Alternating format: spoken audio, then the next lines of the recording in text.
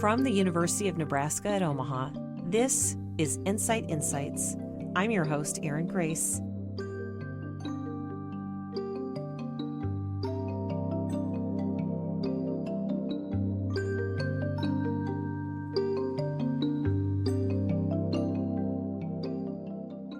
Well, welcome to another great episode of NCITE Insights. I'm so excited about our double trouble guest we're having today, Dr. Austin Doctor, political scientist, Dr. Joel Elson, IT Innovation Research Initiatives Director of, I just said your title totally backwards. Sorry. Works for me. And for our viewers slash listening audience, you both represent the interdisciplinarity of NCITE, the chocolate and the peanut butter. And you're both on the same project for the discussion we're going to have today on unmanned aerial systems. So this is going to be fun to dig into drones. Let's get right to it, Austin. I know in Plato's world of ideas, everybody thinks they know what a drone or a UAS is. Can you just tell us for the record? Yeah, so in the broader context of unmanned systems, we're really looking at vehicles that are remotely piloted or assisted by GPS in their navigation. That can include aerial systems, like the types of platforms that we're talking about today, but also platforms and systems that are developed for ground or maritime environments. That was very succinct. Thank you. And these are apparently commercially available, Joel? Yeah, absolutely. So people, everyday individuals can purchase these online. They can go to their local big box store. They can grab one of these off the shelf. Increasingly, people are turning to kind of a build your own approach, and you can download complete kits, if you will, that can be then 3D printed. You can assemble these parts and make your own UAS, and yeah, very available. So give me an idea on size or scale or payload or anything if you can. Oh yeah, this is fun. So you can go really, really small. We're talking, think of a quarter. Really? And I'm sure there's smaller, but the ones that have come to mind are as small as a quarter, and then we can get as big as a car, right? And everything in between. So if you or I wanted to go on a little joyride around the building, you know, we ourselves leverage a bigger drone. These can come in forms of like fixed wings, or these can come in like octocoppers or quad-based motor systems. So just to stick with this point for a second, when you said as big as a car, I did not know that. And so what differentiates a UAS that is that big that people could actually get in from a regular aircraft? Yeah, sure. So just thinking about how they're used and what's going on, right? A lot of times a regular aircraft, you need special training and a lot of, skills to be developed over a period of time.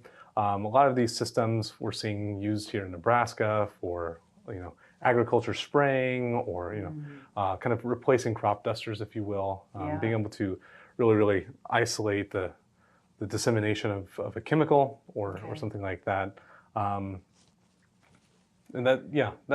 that's my, do you have an added differentiation between just to think that in the unmanned systems sort of ecosystem, the crew operating and controlling the device isn't co-located with the vehicle, right? So you think about a typical commercial aircraft, the crew, the pilot, everybody's on board. That's not the case with an unmanned system. Got it. That is helpful and scary, which kind of tees up what I want to ask next is to talk about your research. I mean, 10 years ago, everybody was getting a drone for Christmas. Why do we need to be concerned about them now?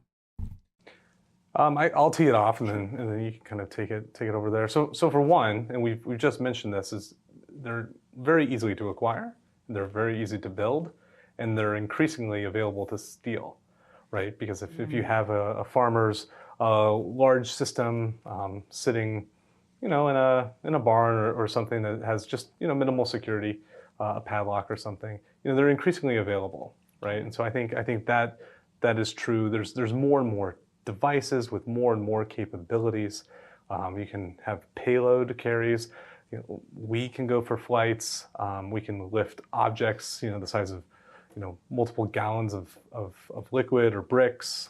We can have nothing on board them, but really great cameras, right, for taking photography and pictures, and they can also be used and are being used for just pleasures. People want to experience flight, or putting on goggles and having a bird's eye view of their neighborhood.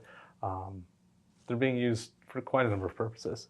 Right. And to your point, Erin, the drone issue and even threat related to terrorist exploitation of these systems, it isn't new, but it's enduring. That means it's unresolved, and it's evolving in some key ways. And I think that's facilitated in part by the broadening scale of their availability, meaning that a larger number of users, including lay users like myself. I'm a political scientist by training. I don't have a drone-based education, but a larger number of users are able to take these out of the box and use them effectively.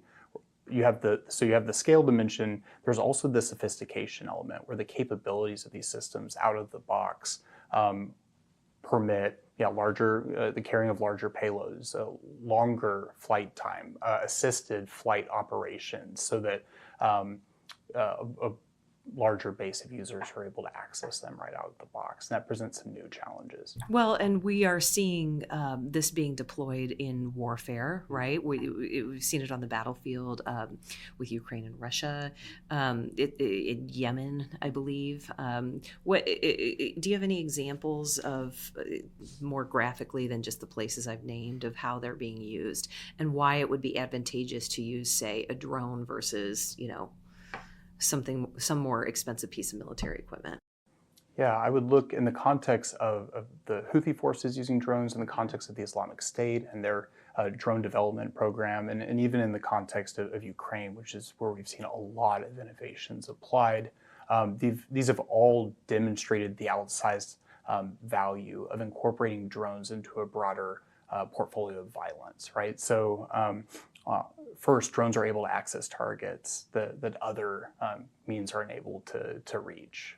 We've seen drones also incorporated in what's called a combined arms approach. So it's not just drones in some cases being used alone to attack a target, but also being used as adjuncts with ground forces moving towards the same target. And that presents some unique outsized challenges. In the case of the Houthi forces, it's relatively unique to those maybe in the Islamic State or others in Iraq and Syria, in that they've been able to acquire more military-grade systems and use those drones to attack further reaching targets, including airports and critical infrastructure in the Gulf area. Are we sort of surprised, given what you both just said, from the size of a quarter to the size of a car? Joel, I'm not going to forget that. Frightening on either end of the spectrum there, to the easy access to these devices, to the fact that you don't have to have sophisticated levels of training to use them, that we're not seeing more malevolent use of them right now? I mean, we I think are starting to see more and more malevolent use of it. Asa can speak to a number of news articles, from power plants to just border incursions. But we are seeing them being used increasing. I think you had some stats on the number of these being in the thousands. Right. So I think in an FTO context abroad, we're certainly seeing drones incorporated into the operations of a larger number of terrorist organizations. Hundreds of drones, over 100 drones, were used in the Hamas October 7th attack in support of those acts of violence on Israel. We saw HTS using drones as part of their takeover and campaign in Syria. And that adds to a longer list of FTO, foreign terrorist organization actors, that have found value in incorporating them into their operations and have demonstrated or built out processes for incorporating them into their organizations. In a homeland context, just look at our news feed from the past six to 10 months. We've seen a number of cases in which actors, individuals or cells motivated by a terrorist ideology have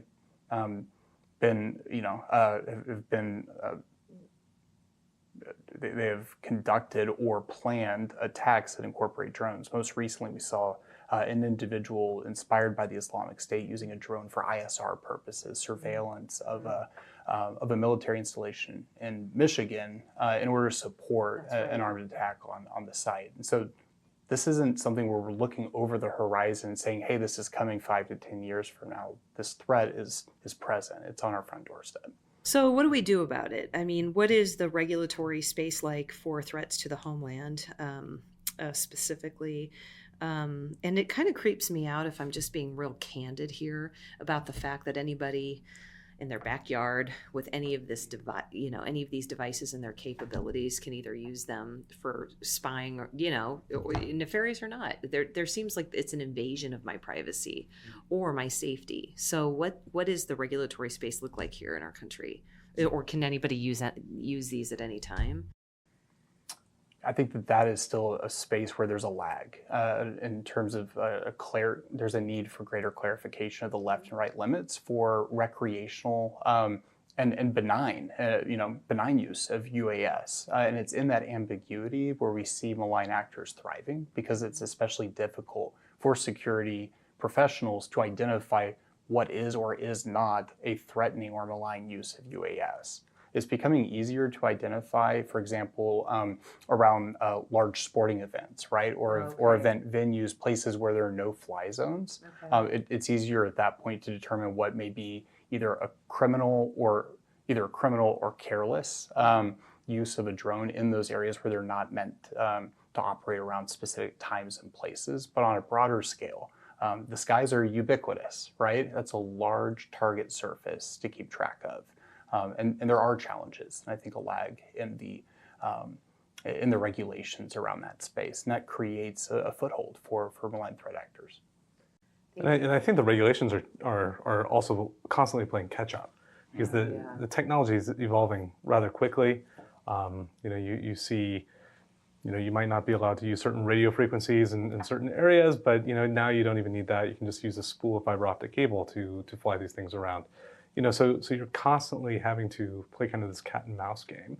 And so I think a lot of our work is going to kind of inform, these key stakeholders, local municipalities and state-based authorities, trying to figure out, what we can do to better educate them, also to maybe inform policy and law to allow them to take action if needed. And so we're doing a lot of work in this area. Forgive what will sound like a terribly ignorant question, but how do you counter these? I'm in law enforcement. It's the College World Series. I see the UASs, above the stadium. Are there ways of disabling them remotely? Yeah, absolutely. I think we can both kind of speak to this. A number of systems that are consumer-facing systems, have unique identifiers that, as the drone is being operated, authorities are able to identify and specifically understand kind of who's operating the drone. Joel, sorry, tell me how that works. Yeah, so basically it's kind of like a voluntary, at the moment, I believe, voluntary process for which a drone manufacturer will report this information out as a consumer would take off. That flight would kind of be logged. There is, a number of processes where people who are operating within the rules, they can register certain flights with the FAA, things like that. But problematically, as I think, is increasingly the case, there's a lot of people who are having systems that are kind of outside of those regulations. They're either uninformed and don't know to do these registrations of flights, or because they are a 3D printed or an at-home build, they don't see the point, or they intentionally are hiding that. So that's just one aspect. Yeah, there's a wide range of counter methods that have been developed. They range from using hawks and eagles to shooting down the systems with firearms and everything in between, right? So using actual birds? Actual birds of prey, right, to knock these systems out of the sky. Wow. And that's a really cool solution. And in some tests have actually had high success rates. There's probably more of an issue of scalability there, right? When you're talking about the size of the U.S. homeland. And then as I said, on the other end of the spectrum, you have, at least in hostile and conflict environments abroad, shooting these down with small arms. But that's not an actionable solution in most homeland contexts. And so that presents unique challenges. So they're jamming, there are opportunities to jam the signal between the commanding element of the UAS system and the vehicle itself, and that can render it ineffective. So you have this kill chain for first detecting the device itself, for identifying it, and then rendering it safe, right? Bringing it down and rendering it safe. Some other options include hacking of the system. We've seen nets used pretty effectively in some circumstances, but it's always the cat and mouse sort of game. It's always that dance of innovation where whatever solution is developed to counter these, we see particularly malign threat actors finding ways around it. And that can be on the really low-tech side. The Islamic State, for a time, to confuse or to mitigate against RF or radio frequency jammers, were wrapping some of their systems in duct tape, right? That's a low-tech solution to mitigate a counter approach. But we also have really more sophisticated solutions that Joel mentioned, fiber optic cables, which are obviously resilient to any type of RF-based jammer. And so it's that dance and that back and forth that adds that additional layer of those additional challenges to this process. To help me stay up at night and have nightmares, I can picture malign use of drones for surveillance. I can certainly picture it to use it as some sort of weapon. But what am I missing here? What's the in between for other malign uses of these devices? Yeah, we joked, but human transport, for example, you can have systems that are capable of moving people. And so that can be used for a number of purposes, from smuggling to just, deploying people where you need them. I'm trying to think of other ideas. I'm sure as we riff back and forth, we'll come up with a few. Yeah, I mean, we've seen drones used for kinetic attacks, right, to actually perpetrate violence. We've seen them used to support attacks and through ISR, intelligence, surveillance, and reconnaissance. We see drones used for logistical purposes, more by cartels than by traditional FTOs, but I think that's an area where we may anticipate seeing growth. Drones are also useful as a tactical adjunct to create diversions and distractions. And so that's another area where we see, you think about a flying drone moving one direction in order to create distractions, right? Look over here where the actual target, right, or means of attack may be in another one. And so these systems are being folded into a wide range of operational uses. Some have immediate implications for violence, and some are meant to support those broader aims. In some cases, also based off of the video systems that are available as add-on components or integrated elements, are also used for propaganda purposes, which then have effects beyond the attack itself and could be used to amplify the cause or perceived efficacy of these organizations or actors. I imagine certainly when you set about doing this research project, you went in with theories. What have you learned or what has surprised you in your research so far? And maybe, Joel, why don't you take that one? Coming from an IT innovation perspective, you would have a leg up on all of us in understanding their capabilities. But what have you learned that you didn't know? Yeah, I think we're really awed at autonomous capability and autonomous flight. The ability to dynamically adjust due to payload or environmental conditions, or even changing environmental factors. Maybe they enter into a spectrum denied environment, and then they can autonomously shift and start using another means of navigation, such as like site-based systems to kind of follow a map or follow a road, if you will. So I'm really kind of blown away by the use of artificial intelligence, machine learning across the spectrum, coordination of systems, having these systems being used together in order to achieve certain tactical objectives. The use of kind of remote deployment. If you think about a controller could be located anywhere in the world, and the system would just need to be placed and then activated at any given time or space. Yeah. You can therefore kind of eliminate, proximity to the controller. That makes survivability more likely for individuals who are operating these systems. Oh, yeah, that makes sense. And it also allows people to have increased ability to participate. It's like remote work, if you will. Mm-hmm. If I can pilot these from anywhere in the world, I can be helping over here and helping over there with very little time in between. Austin, what should we be watching for in your research in the future? Yeah, I think just watch one of the key enabling factors of this threat stream, I think, is the democratization, so the widespread availability and accessibility of the technology. As a larger number of threat actors increase sort of in their intent to use these systems, the availability of that means that they're able to capitalize on those capabilities around targeted opportunities.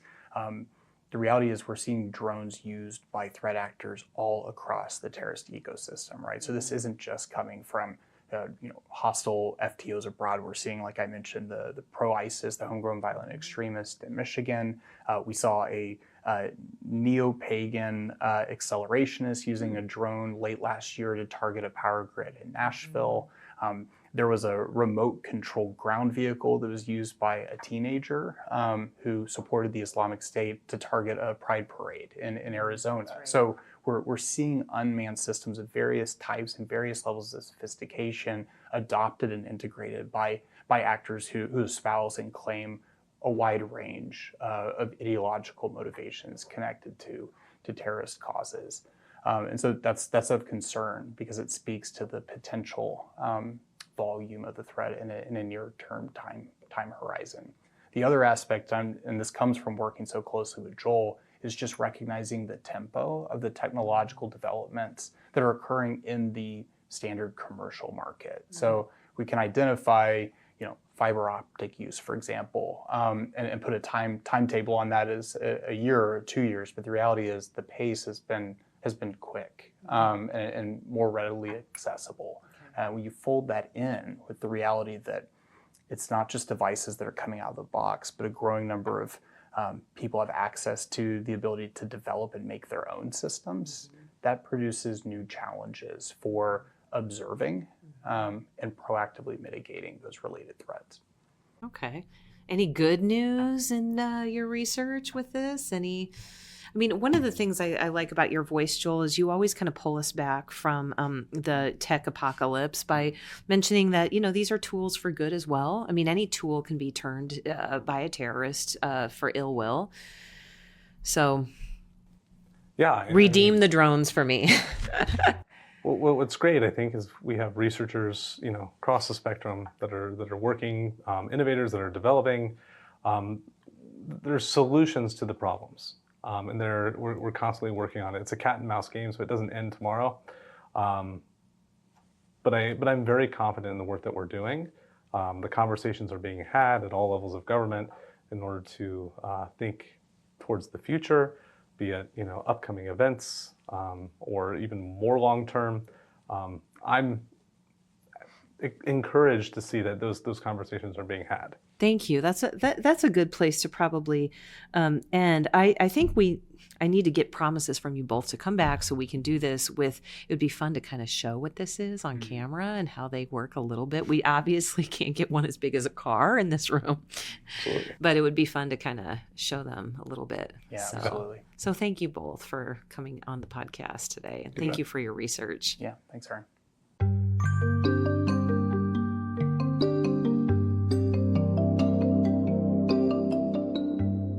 This series is produced by Ben Badafarano, Erin Grace, Scott Jordan, and Blake Ersch.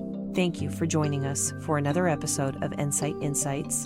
The National Counterterrorism, Innovation, Technology, and Education Center, or NCITE, is an academic center of excellence for the Department of Homeland Security. Looking to find out more? Check out our website at ncite.unomaha.edu or email us at ncite@unomaha.edu.